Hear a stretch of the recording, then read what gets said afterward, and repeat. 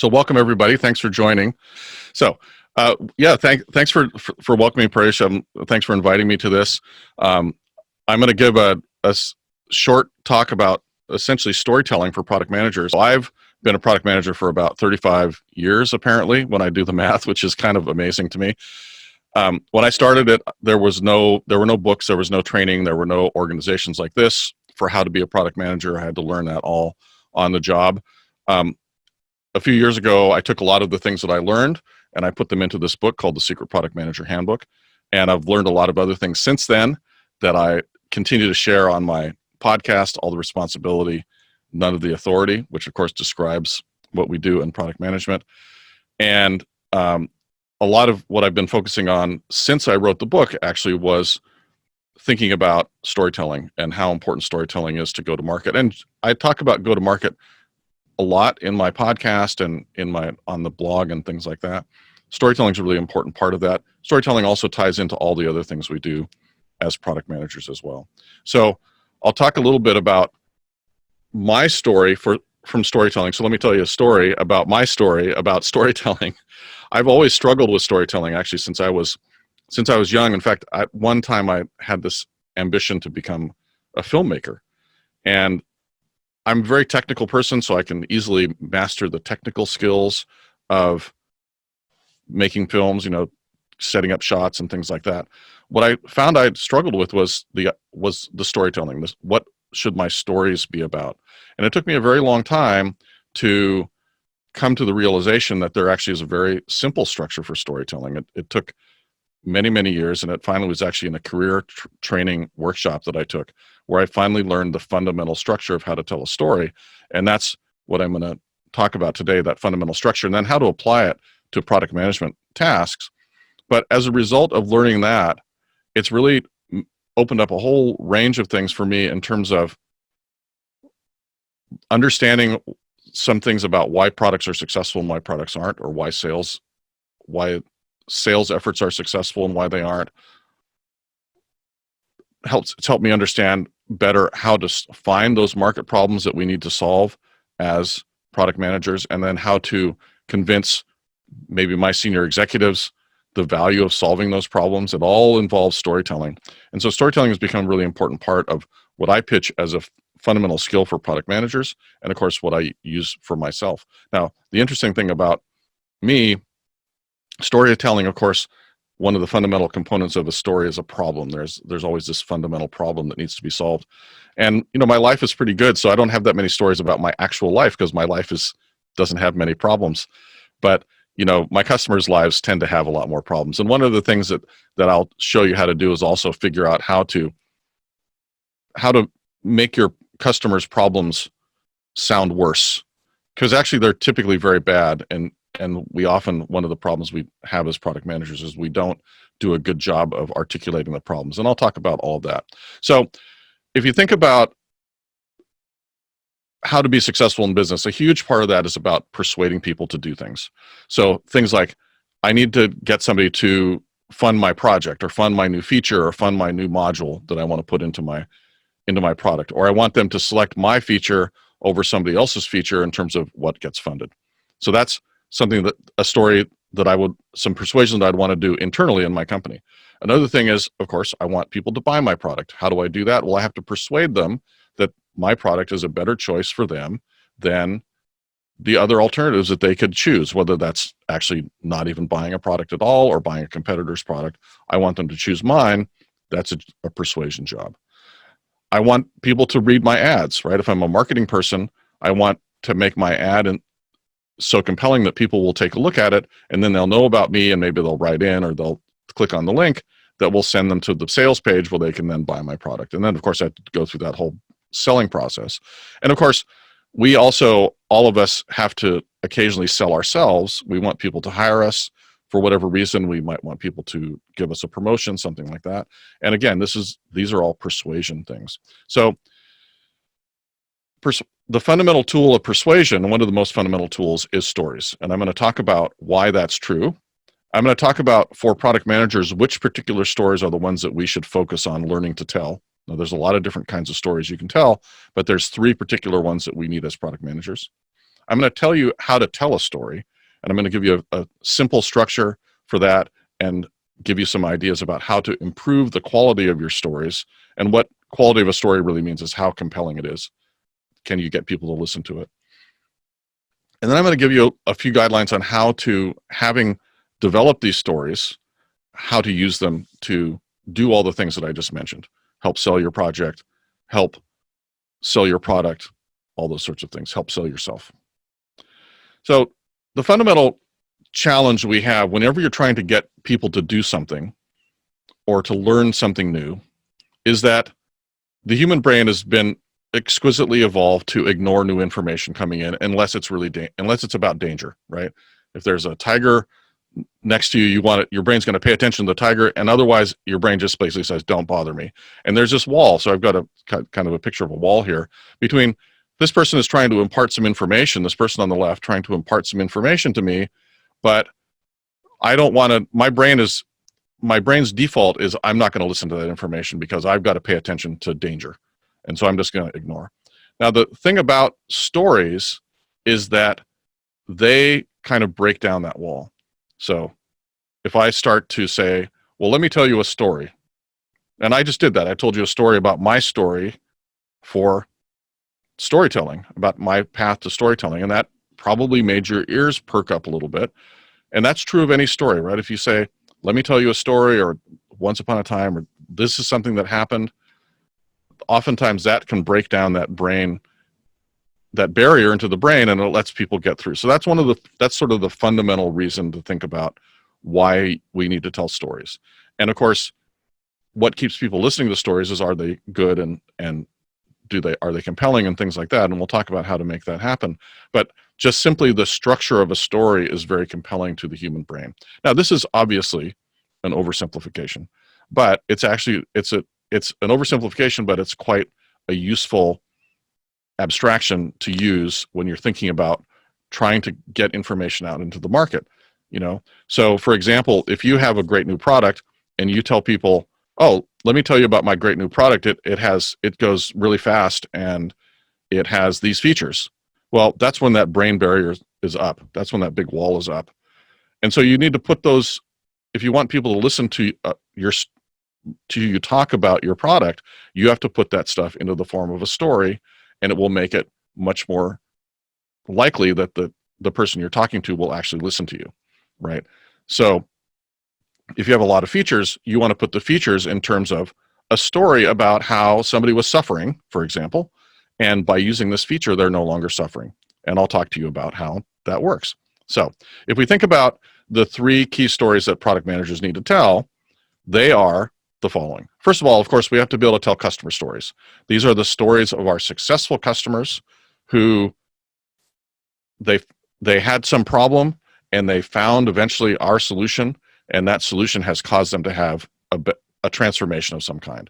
This is often called a hero's journey, this type of story, and you use it for selling, you use it for addressing objections, you use it for reducing the perception of risk, a whole lot of things. And I'll talk about the fundamental framework of a customer story.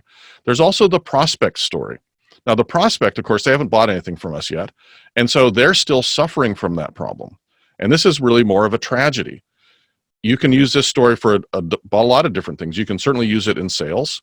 When you're talking to a prospect, you can ask the prospect about their story, right? Are they suffering from this particular problem, and ask them what the outcomes of that are.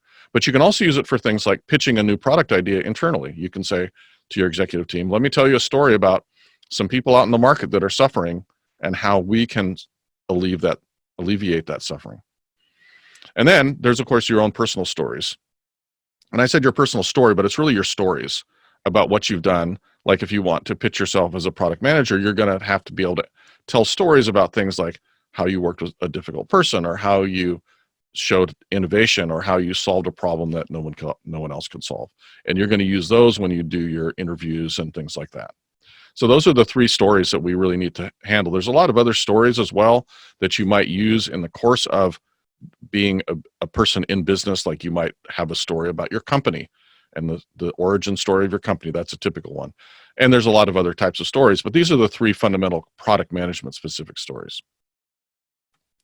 So now you're thinking, okay, that sounds good, what do I do about that?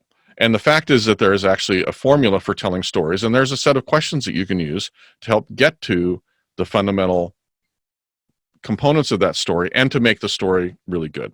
So let me talk a little bit about that. So there's a very basic story structure. Now you may have heard of things like Joseph Campbell, The Hero with a Thousand Faces, and all of these. You may have read books. If you were like me, you may have read books about screenwriting to try to understand how to tell stories. But underneath all of those things, and something that took me a long time to find, there's a really basic story structure that makes it very simple to tell it makes it very simple and easy to tell a story. You know that stories always have a beginning, a middle, and end. To me, that didn't help me, because of course, obviously they have a beginning, a middle, and end, but I didn't know what to put in those. But it turns out that the easiest way to create a beginning is to talk about some problem that the customer has, some problem that the prospect is facing, some problem that you had or were given, depending on the type of story. Or it also might be some kind of an opportunity that you want to achieve that you can't. And so that's the beginning. The setup of the story is this bad thing was happening, or I couldn't achieve this thing that I wanted to achieve.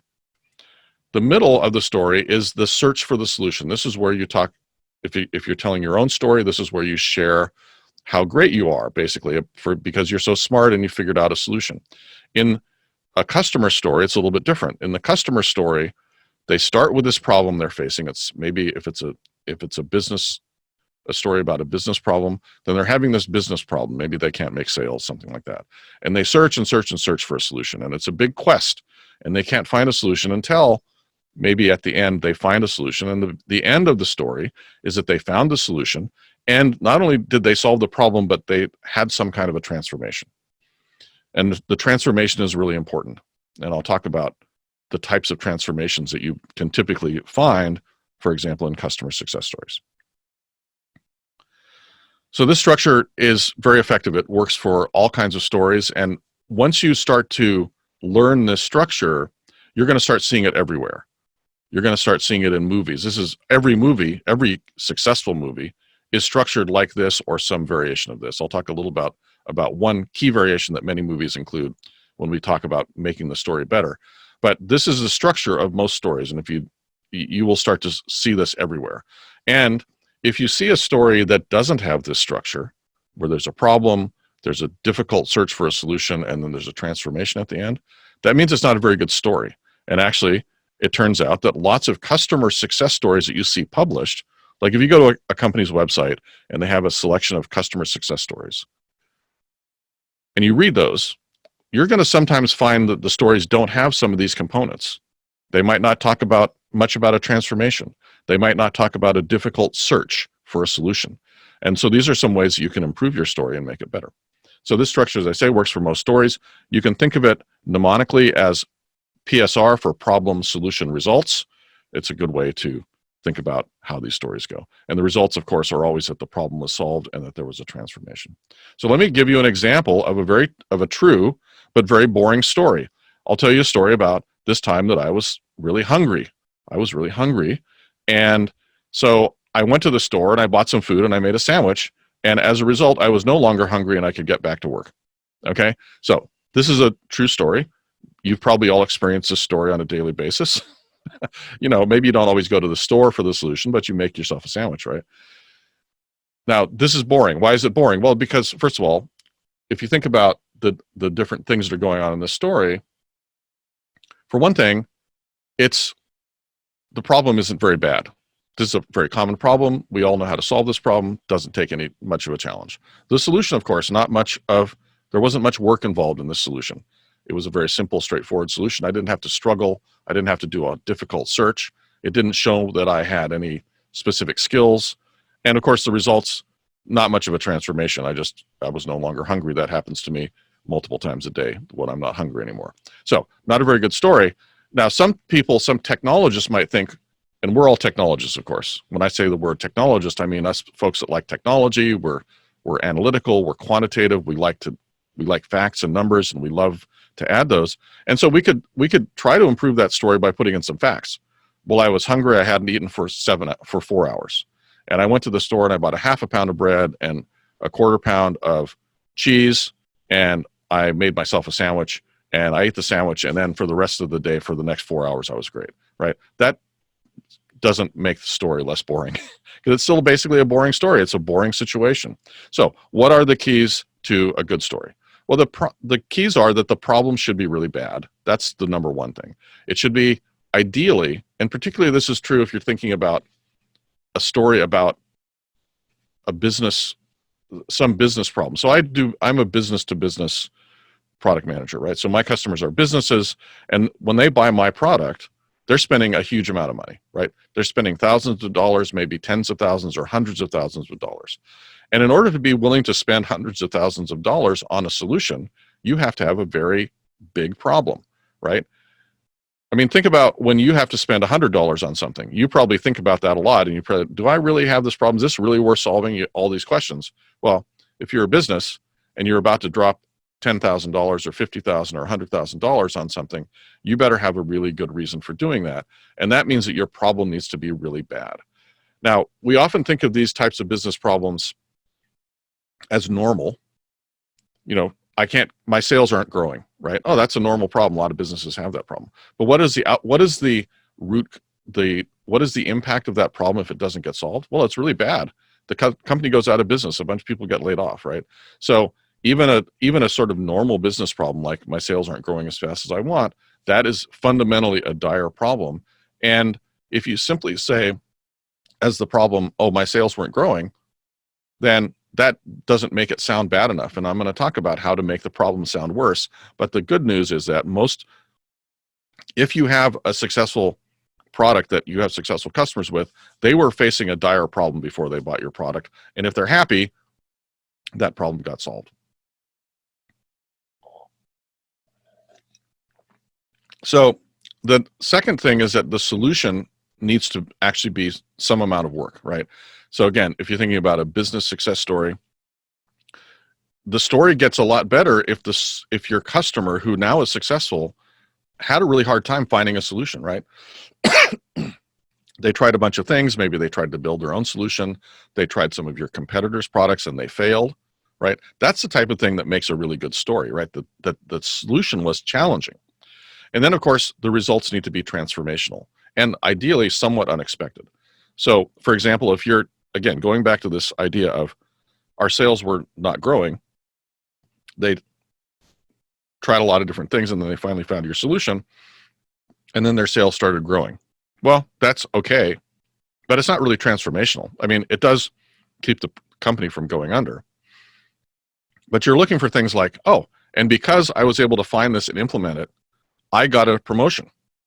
You know, if your person that your customer got promoted, your customer maybe didn't get fired. That's a very important one. Or your customer became the expert and actually was assigned to do this for multiple different divisions in the company. That's the kind of transformation you want to look for. Not just that, oh, we solved we numerically solved the problem, but in the course of that process, the storyteller was transformed in some way. And often that's unexpected. For example, when I talked to a customer of a client once, and they said, not only did they improve their business process a bunch, but they became known as the experts in this business process, which they hadn't been known before. So the organization had gained a lot of respect within the company, and that was an unexpected and, of course, very gratifying result and personally meaningful to the people in the company. So let's take that story that I just told that was boring and show you how you would make a similar story about sort of a similar situation, but what it would take to make it into a great story. So I was hungry. In fact, I hadn't eaten for 3 days. And I couldn't get out of the house because of my broken leg, and it was starting to get infected.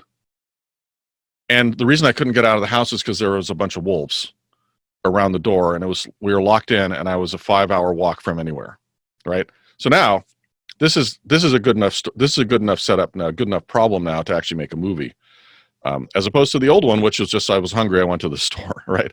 So this just illustrates how you need to make the problem dire, and of course the solution. If you can imagine, I'm not going to go into the solution to this story because it obviously involve a lot of pain, dragging my broken leg through the snow, killing the wolves, or somehow getting rid of the wolves, blah, blah, blah, all these things.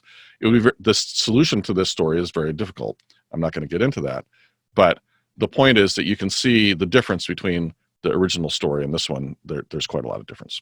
Okay, so let's now tie this into your customer story. And I talked about this some already. So obviously they have a terrible problem that they're suffering from. It's costing them money. It may be the business may be about to fail, or they may be about to be acquired by somebody they don't want to be acquired by.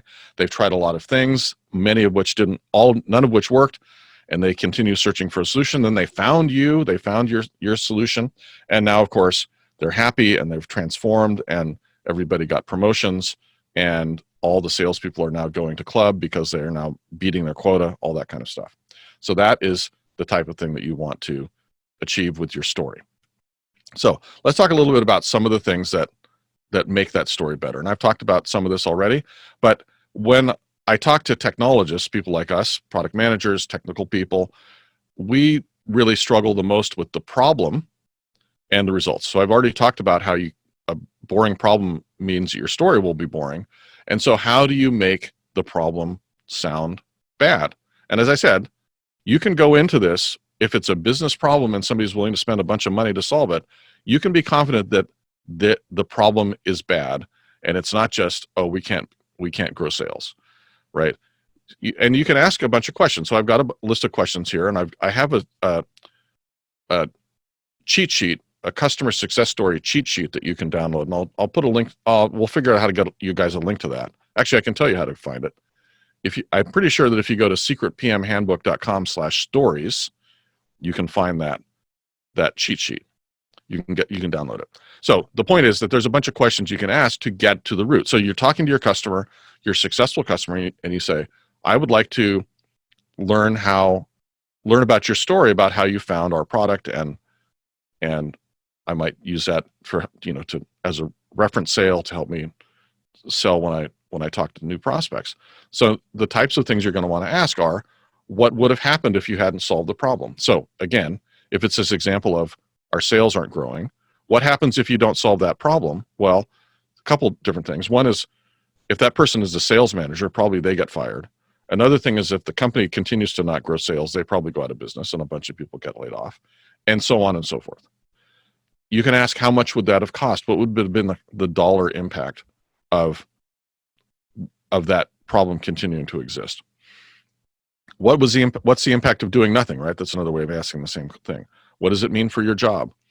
You can ask this type of set of questions to get to the really deep parts and personally impacting parts of the story.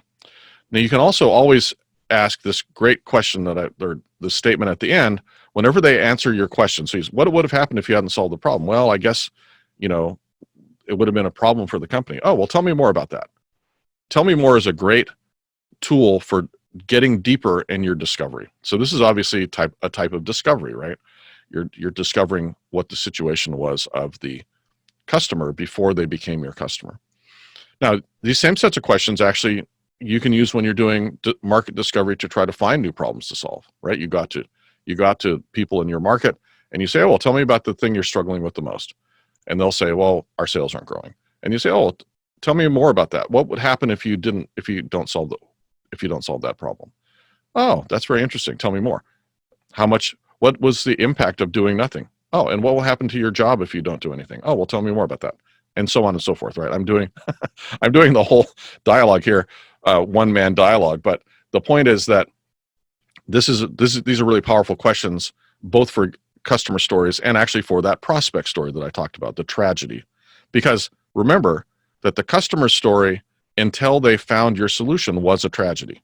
It was a tragedy for them. They were unsuccessful. Things were going bad, or they were almost going to go bad. So how do you add emotion and drama? So some things to think about. Think about when you're talking about the solution portion of the story, talking about the things that they tried that didn't work. And this is potentially competitors' products. This is potentially things that they tried to build. And your solution is the last thing they tried. And of course, at that point, they were successful. Now, you also want to have, of course, concrete results. And concrete means quantitative, right? So, oh, our sales started growing by 10% every quarter, right? That's a concrete result. It's and a quantitative result. It's actually not that interesting to people. Quantitative results are actually not very interesting normally to people. They don't have a emotional kind of connection.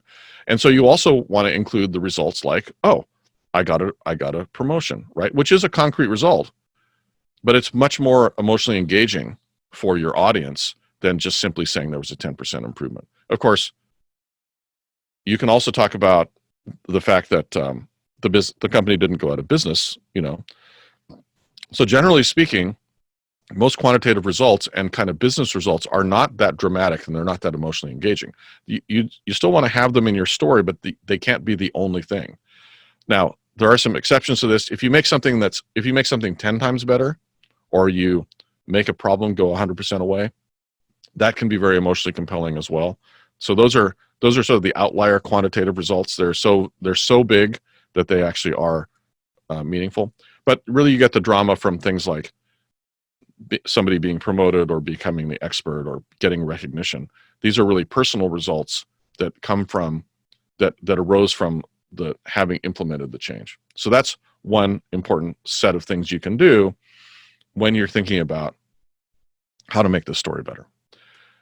So another thing you can do to help make the story better is what I've heard called the vertical takeoff. So this is actually, I got this from some guy who had a storytelling training. And I didn't think the rest of the training was that good, but this part of it was really good. And the vertical takeoff is essentially the way you get into the story.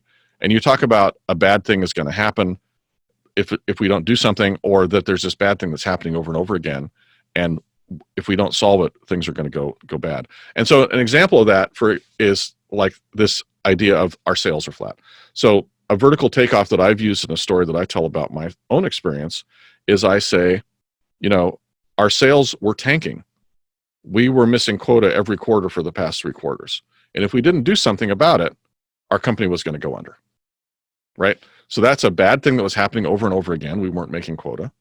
And the results were going to be, if that bad thing continued, it was going to cause a lot of problems, like the company was going to go out of business. So then the rest of my story is about how we fixed that, and how then at the end, how sales started growing. And so that makes a great story structure. So again, concrete results. One of the most important things is when you mention some kind of a challenge in the problem section, right?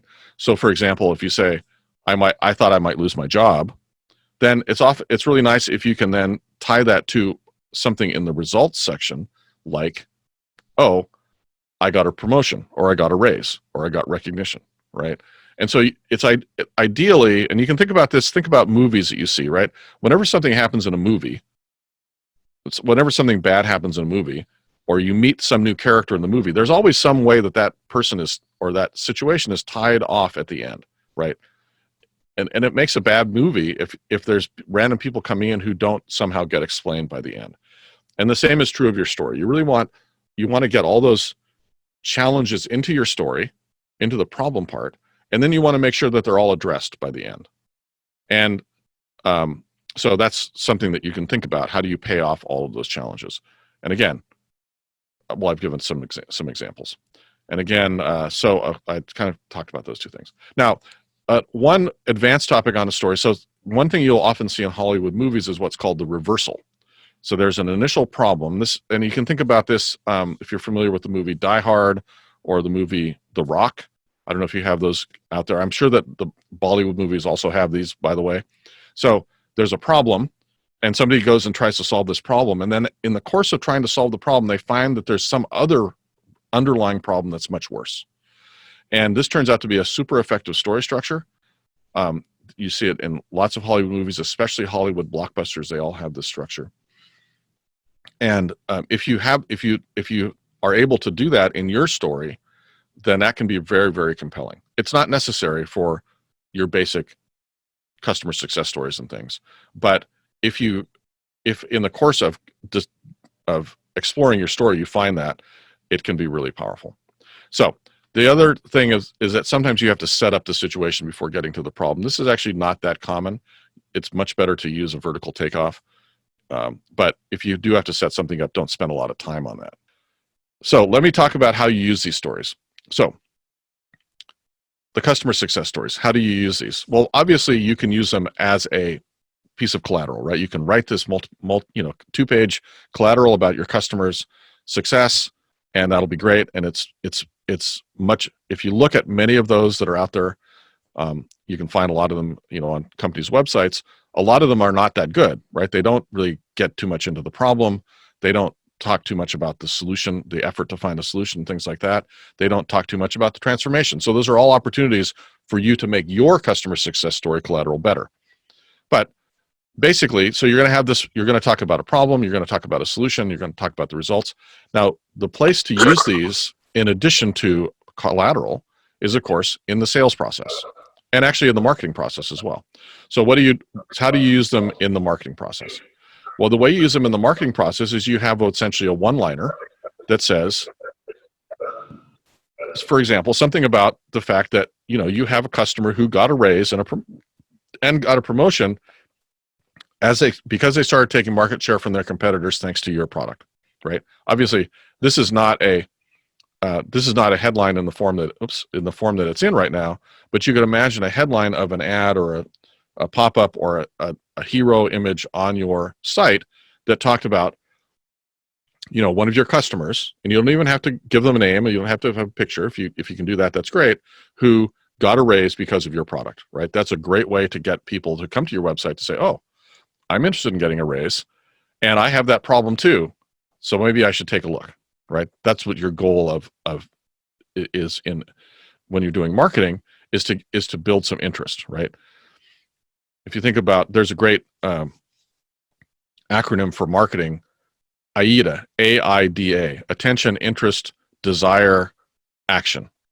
And the role of marketing is really to obviously get attention, to build interest, to create desire, and then sales is really about taking action. But one way to create interest and desire in the market for your solution is to say, oh, you're likely to get a raise or a promotion if you implement our product to solve the problem that you have, right? That's a good way to build interest and desire. So another way to use a customer success story, of course, is in a sales situation. There's lots of different ways to use them in the sales situation. You can use them for handling objections. So for example, if a client says, oh,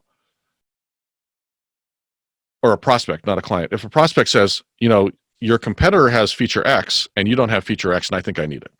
Then you use the story of your customer who also thought they needed feature X. They bought your product anyway, despite their misgivings. And they found out they don't even miss feature X at all. And that would be a great way to handle that objection from the prospect. Let me tell you about a customer who had that same concern, and let me tell you what they did, right? Even just saying that you have a customer who had that same concern and it turns out to not be meaningful is a way of reducing the perception of risk on the part of the prospect. And of course, you can then tell the rest of the story. This is one of the reasons you have to have a lot of customer stories, ideally, because you're going to have all these different types of objections that you want to be able to handle. The way that you use these stories in the sales process is things like doing, when you have a new prospect, you can use the stories for qualifying. You want to make sure that the prospect has the type of problem that you solve. So you might ask questions along the lines of, well, tell me about your experience with, the problem. And they might say, well, I had this, and so then the salesperson might say, well, we have a customer who had these things going on. Is that similar to what you're experiencing?